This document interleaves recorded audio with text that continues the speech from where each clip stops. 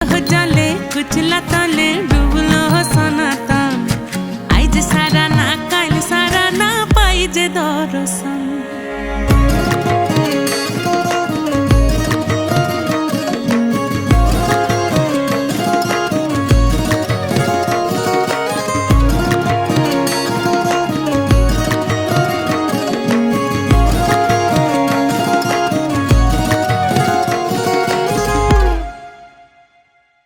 চিংড়ি মাছের ভিতর কড়া তাই ঢালিছি ঘি